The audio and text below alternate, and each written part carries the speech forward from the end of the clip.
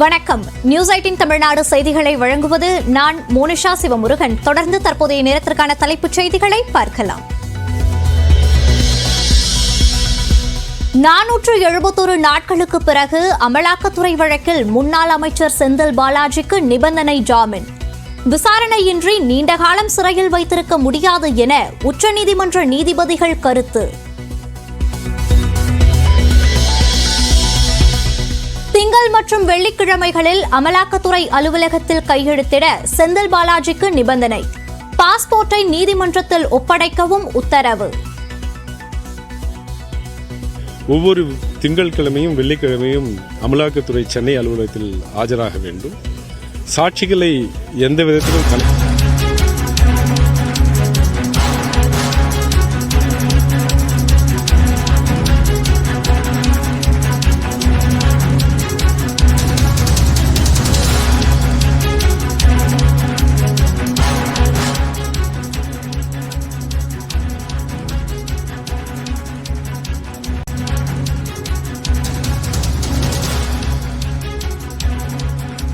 தற்போது கிடைத்திருக்கும் முக்கிய செய்தி. முன்னாள் அமைச்சர் செந்தில் பாலாஜிக்கு 6 நிபந்தனைகளின் அடிப்படையில் உச்சநீதிமன்றம் ஜாமீன் வழங்கியுள்ளது. தற்போது கிடைத்திருக்கும் முக்கிய செய்தியாக நாம் பார்த்து வருகிறோம். இன்று காலை 10:30 மணிக்கு செந்தில் பாலாஜி வழக்கு மீண்டும் விசாரணைக்கு வந்தது. அப்போது உச்சநீதிமன்றம் அவருக்கு ஜாமீன் வழங்கியது. அதனையடுத்து தற்போது 6 நிபந்தனைகளின் அடிப்படையில் தற்போது செந்தில் பாலாஜிக்கு ஜாமீன் வழங்கப்பட்டுள்ளது.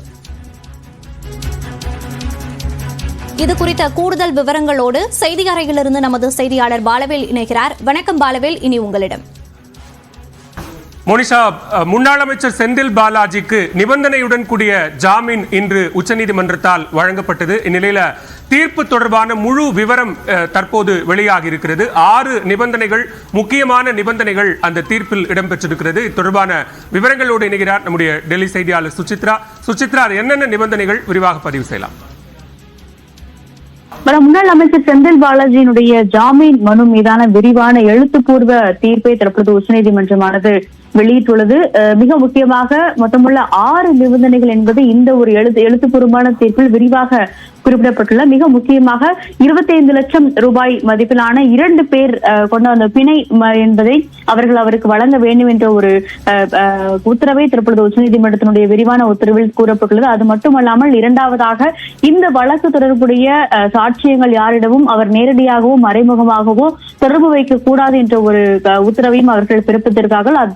ஒருவேளை அவ்வாறு அவர் தொடர்பு கொள்ளும் பட்சத்தில் நிச்சயமாக இந்த அவருக்கு வழங்கப்பட்டிருக்கும் அந்த ஜாமீன் என்பது நிச்சயமாக ரத்து செய்யப்பட்டு அவர் மீண்டும் சிறையில் அடைக்கப்படுவார் என்ற ஒரு உத்தரவையும் மிக தெளிவாக கூறியிருக்கிறார்கள். அது மட்டுமல்லாமல் திங்கட்கிழமை மற்றும் வெள்ளிக்கிழமை ஆகிய 2 நாட்கள் 11 மணி முதல் 12 மணிக்குள் சென்னையில் இருக்கக்கூடிய அமலாக்கத்துறையினுடைய அலுவலகத்திற்கு நேரடியாக சென்று அவர் கையெழுத்திட வேண்டும் என்ற ஒரு உத்தரவையும் தற்பொழுது நீதிபதிகள் தங்களுடைய உத்தரவில் தீர்ப்பிலிருந்து முக்கியமாக பார்க்கப்படுகிறது. அது மட்டுமல்லாமல் ஒவ்வொரு மாதமும் முதல் சனிக்கிழமையும் அவர் அதில் விசாரணைக்காக நேரடியாக விசாரணை அதிகாரி முன்பு ஒவ்வொரு மாதமும் முதல் சனிக்கிழமை ஆஜராக வேண்டும் என்ற ஒரு உத்தரவையும் நீதிபதிகள் தெரிவித்திருக்கிறார்கள். அதன் பிறகு கீழமை நீதிமன்றத்தில் சிறப்பு நீதிமன்றத்தில், அதாவது சட்டவிரோத பணப்பரிவர்த்தனையுடைய PMLA நீதிமன்றத்தின் கீழ் அவருடைய பாஸ்போர்ட்டை சரண்டர் செய்ய வேண்டும் என்ற ஒரு உத்தரவையும் தற்பொழுது உச்சநீதிமன்றம் தன்னுடைய நிபந்தனையாக அவர் உத்தரவிட்டுள்ளது.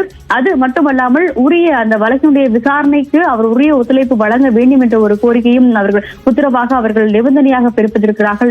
மிக முக்கியமாக பார்க்கப்படுகிறது. 6வதாக இந்த வழக்குடைய விசாரணைக்கு எந்த ஒரு தடங்களும் ஏற்படுத்தக்கூடாது.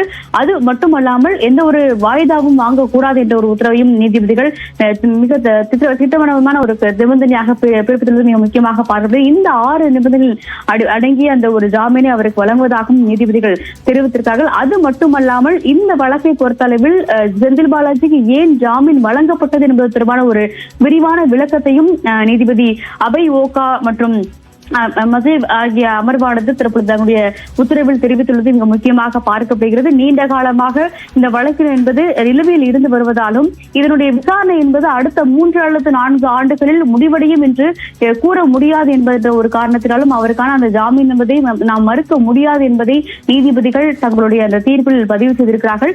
இந்த வழக்குகளை பொறுத்தவற்றில் 3 மூல வழக்குகள் மட்டுமே சுமார் 2000க்கும் அதிகமான குற்றவாளிகள் உள்ளது மிக முக்கியமாக பார்க்கப்படுகிறது.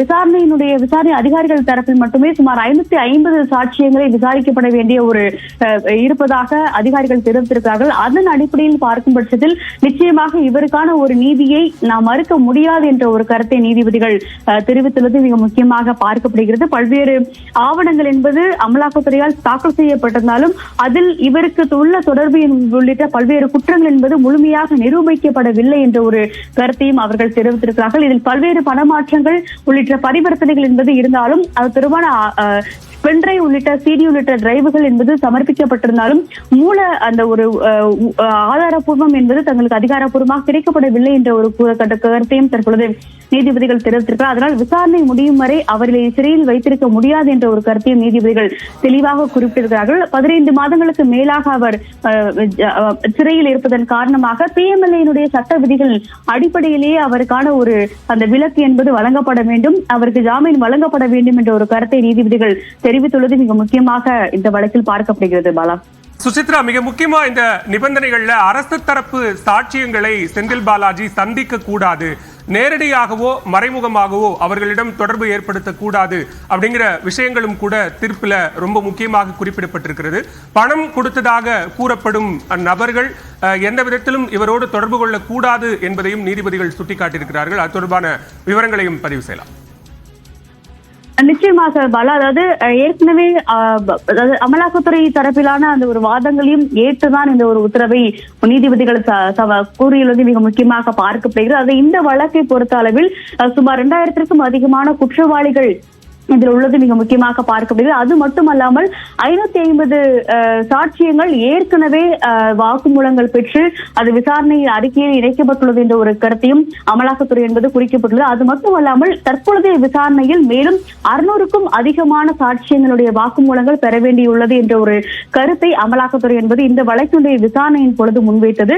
அதனை மேற்கோள் காட்டிதான் தற்பொழுது இந்த ஒரு நிபந்தனையை தற்பொழுது நீதிபதிகள் விதித்துள்ளது மிக முக்கியமாக பார்க்கப்படுகிறது. அதாவது அவருடைய இந்த வழக்கில் தொடர்புடைய யாரிடமும் முக்கியமாக சாட்சியங்கள் யாரிடமும் அவர் நேரடியாகவோ அல்லது மறைமுகமாகவோ கூட அவர் பேசக்கூடாது என்ற ஒரு கட்டளையை நிபந்தனையாக அவர்கள் விதித்துள்ளார்கள் மிக முக்கியமாக பார்க்கப்படுகிறது. நிச்சயமாக அவ்வாறு அந்த நிபந்தனையை அவர் மீறும் பட்சத்தில் அவருக்கான அந்த ஜாமீன் என்பது உடனடியாக ரத்து செய்யப்படும் என்ற ஒரு கருத்தையும் அதில் நீதிபதிகள் தெளிவாகவே குறிப்பிட்டிருக்கால். இதில் சாட்சியங்கள் மட்டுமல்ல, இந்த வழக்கால் அந்த பிரச்சனையால் பாதிக்கப்பட்ட விக்டிம்கள் கூட அவர்களையும் சந்தித்து பேசவோ அதை முயற்சிக்கவோ கூடாது என்ற ஒரு விரிவான ஒரு உத்தரவை நிபந்தனையாக பிறப்பித்து தற்பொழுது அவருக்கான அந்த ஜாமீனை உச்சநீதிமன்றம் தற்பொழுது வழங்கி உத்தரவிட்டுள்ளது. இந்த நகல் என்பது தற்பொழுது அதிகாரப்பூர்வமாக உச்சநீதிமன்றத்தால் விரிவாக எழுதப்பட்ட நகல் என்பது தற்பொழுது வெளியிடப்பட்டது.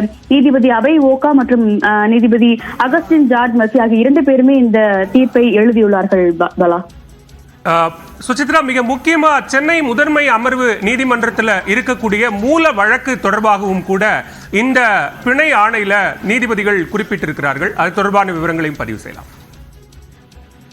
நிச்சயமா பாலா, அதாவது ஏற்கனவே சென்னையினுடைய முதன்மை அமர்வை பொறுத்த அளவில் மிக முக்கியமாக முதலாக புகார் பதிவு செய்யப்பட்டு விசாரணை என்பது அங்கு தொடங்கியது மிக முக்கியமாக பார்க்கப்படுகிறது. இவருக்கான இந்த ஜாமீன் வழங்கும் பட்சத்தில் அந்த மூல வழக்குகளுடைய நிலை என்ன, அதனுடைய எத்தனை வழக்குகள் என்பது அமலாக்கத்துறையால் விசாரிக்கப்பட இருக்கிறது.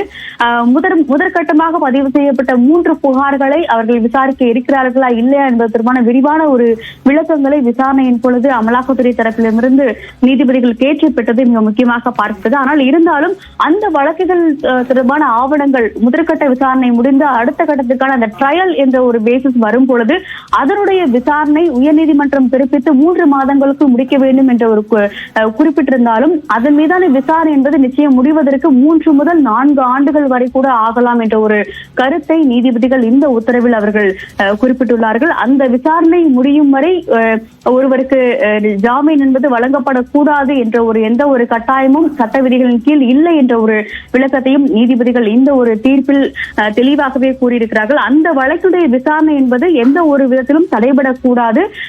தற்பொழுது செந்தில் பாலாஜிக்கு ஜாமீன் வழங்கப்பட்டிருந்தாலும் அந்த விசாரணைக்காக அவர் ஆஜராக வேண்டும்.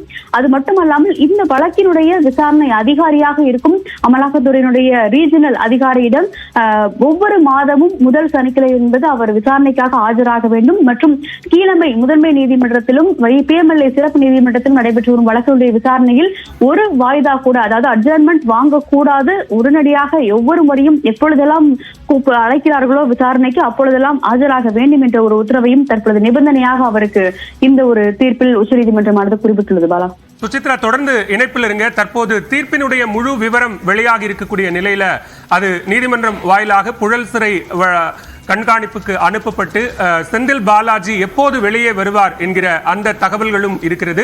அதன் அடிப்படையில் ராஜா அண்ணாமலைபுரத்தில் இருக்கக்கூடிய செந்தில் பாலாஜியின் இல்லத்தில் ஏற்பாடுகளும் செய்யப்பட்டு வருகிறது. கூடுதல் விவரங்களோடு இணைகிறார் அங்கிருந்து நம்முடைய சிறப்பு செய்தியாளர் கோகுல். விவரங்களை பதிவு செய்யலாம். உச்சநீதிமன்றம் முன்னாள் அமைச்சர் செந்தில் பாலாஜிக்கு ஜாமீன் வழங்கியுள்ள நிலையில அவர் தங்குவதற்கு மீண்டும் முல்லை இல்லம் தற்பொழுது தயாராகி வருகிறது. ராஜா அண்ணாமலைபுரத்தில் இருக்கக்கூடிய ஏற்கனவே அமைச்சராக இருந்தபோது தங்கியிருந்த அந்த முல்லை இல்லமே தற்பொழுது தயாராகி வருகிறது. சற்று முன்பு விடுதலையாகி வீட்டுக்கு வரும்போது அவரை வரவேற்பதற்கு ஒரு ஆளுயர மாலை அளவு வீட்டுக்குள்ளே தற்பொழுது கொண்டு செல்லப்பட்டிருக்கிறது. தொடர்ந்து அவருடைய ஏற்கனவே இருக்கக்கூடிய இல்லம் மீண்டும் அவர் தங்குவதற்கு சென்னையிலேயே செந்தில் பாலாஜி தங்குவதற்கான ஏற்பாடுகள் செய்யப்பட்டுள்ள நிலையில் முல்லை இல்லத்திலே மீண்டும் அவர் தங்குவதற்கான ஏற்பாடுகள் செய்யப்பட இருக்கிறது. இன்னும் மீண்டும் தமிழக அமைச்சரவையில் செந்தில் பாலாஜி சேர்க்கப்பட உள்ளதாகவும் தகவல் வெளியாகிறது. குறிப்பாக 30ஆம் தேதி அல்லது அக்டோபர் மாதம் முதல் தேதியில் அமைச்சரவை மாற்றம் வர இருக்கிறது. அந்த அமைச்சரவை மாற்றத்தில் மீண்டும் செந்தில் பாலாஜி அமைச்சராக உள்ளார். அவர் ஏற்கனவே பொறுப்பு வைத்த மின்சாரத்துறை மற்றும் மதுவிலக்குத்துறையை மீண்டும் அமைச்சர் செந்தில் பாலாஜிக்கு வழங்கப்படலாம் என்ற ஒரு தகவல் கிடைக்கப்பட்டிருக்கிறது. குறிப்பாக ஏற்கனவே உச்சநீதிமன்றத்தினுடைய தீர்ப்பு நகல் தற்பொழுது வெளியாகி இருக்கக்கூடிய நிலையில் பிணையில் சொல்லப்பட்டிருக்கக்கூடிய அந்த கண்டிஷனுக்கான பிணை தொகை உள்ளிட்டவைகள்லாம் தயார் செய்யக்கூடிய பணியில் தற்பொழுது செந்தில் பாலாஜியுடைய வழக்கறிஞர்கள் ஈடுபட்டிருக்காங்க. அந்த உத்தரவை பெற்று இன்னும் ஒரு மணி நேரத்துக்கு பிறகு புழல் சிறையில் அந்த உத்தரவை வழங்க இருப்பதாக வழக்கறிஞர் தரப்பில் தெரிவிக்கப்பட்டிருக்கிறது. அதன் பின்னர் செந்தில் பாலாஜி சிறையிலிருந்து புழல் சிறையிலிருந்து விடுதலையாக இருக்கிறார். சிறையில் அவரை வரவேற்பதற்கான ஏற்பாடுல கட்சி தொண்டர்கள் ஈடுபட்டிருந்தாலும் அவர் எங்கு தங்கப் போகிறார் என்ற ஒரு கேள்வி எழுந்த நிலையில் ஏற்கனவே அமைச்சராக இருந்தபோது தங்கியிருந்த முல்லை இல்லத்திலேயே தங்குவதற்கான அனைத்து ஏற்பாடுகளும் தற்போது செய்யப்பட்டு வருகிறது. ஏற்கனவே நான் சொன்னது போல வரவேற்பதற்கு ஒரு பெரிய மாலை இல்லத்திற்கு உள்ளே கொண்டு செல்லப்பட்டிருக்கிறது. இன்னும் ஒரு வாரத்தில் நடைபெறக்கூடிய அந்த அமைச்சரவை மாற்றத்தில் மீண்டும் தமிழக அமைச்சரவையில் செந்தில் பாலாஜி இடம்பெற இருக்கிறார். இந்த அமைச்சரவையில் ஏற்கனவே பொறுப்பு வகித்த மின்சாரத்துறை மற்றும் மதுவிலக்குத்துறையை மீண்டும் அவருக்கு வழங்கப்படலாம் என்ற ஒரு தகவலும் கிடைக்கப்பட்டிருக்கு. பாலா, கோகுல், இந்த ப்ராசஸ் அப்படிங்கிறது எவ்வளவு நேரம் ஆகும்?